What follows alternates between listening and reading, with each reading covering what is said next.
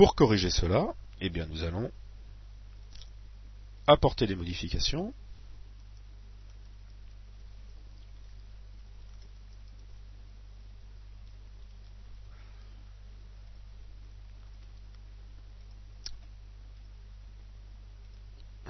Voilà.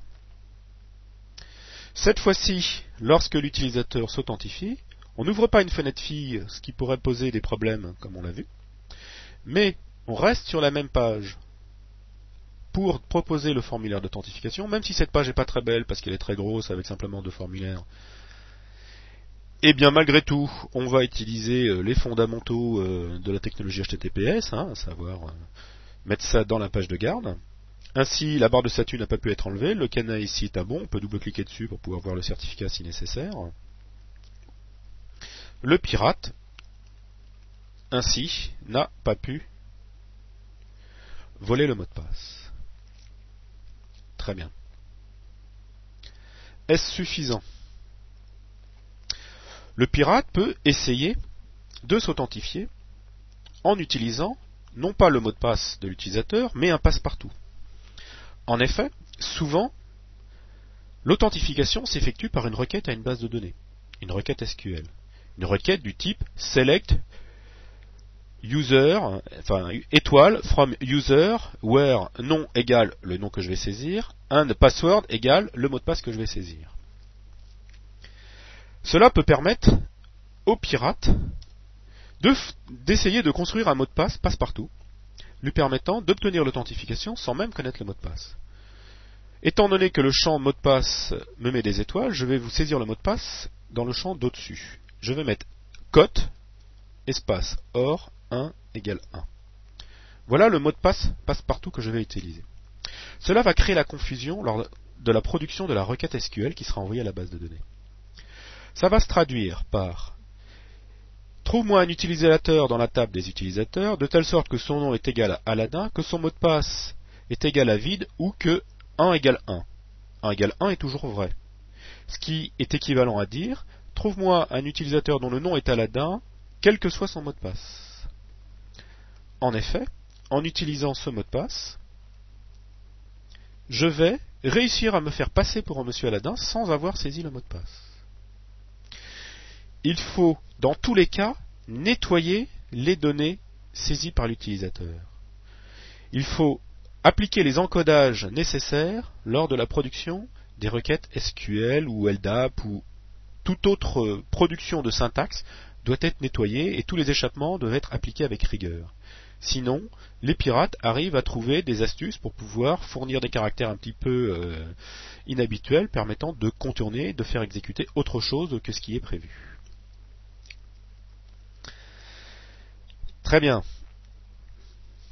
Est-ce suffisant?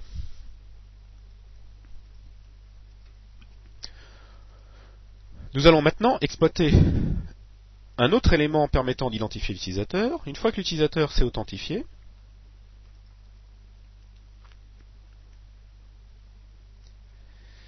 il est dans la partie HTTPS, et lorsqu'il va retourner dans la partie HTTP normale,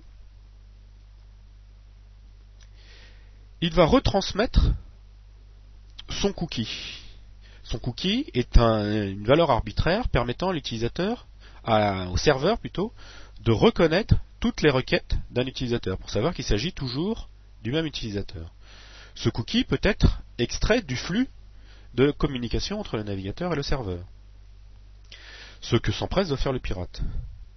Il prend ce cookie, le met dans son presse-papier, ensuite ouvre un autre navigateur. J'utilise Firefox afin de bien faire la différence entre les deux navigateurs. J'injecte le cookie capturé dans Firefox. Très bien. Et maintenant, les deux navigateurs partagent le même cookie. Il est donc facile au pirate d'aller consulter les informations de l'utilisateur, que ce soit en HTTP ou en HTTPS.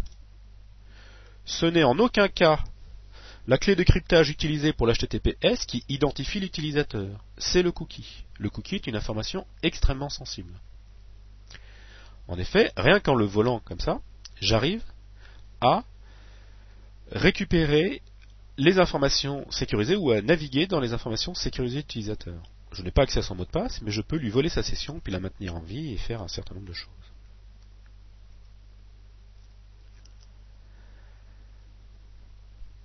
Très bien. Alors, comment corriger cela? Il faut faire en sorte de fournir un cookie sécurisé que lorsque l'on passe dans la partie sécurisée.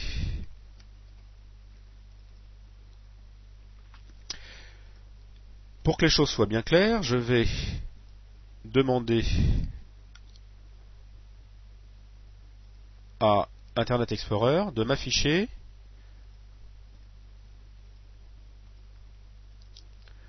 les informations de cookies au fur et à mesure qu'ils sont émis. Je m'authentifie. La première chose, on me dit qu'on me propose un cookie qui est sécurisé. C'est l'information qui est importante. Lorsque je rentre dans la zone sécurisée, je reçois un cookie sécurisé. Cela veut dire qu'en aucun cas il sera émis sur le réseau sur un flux qui ne soit pas crypté. Donc cela garantit que le pirate ne pourra en aucun cas voler ce cookie. J'autorise ce cookie. Je m'authentifie.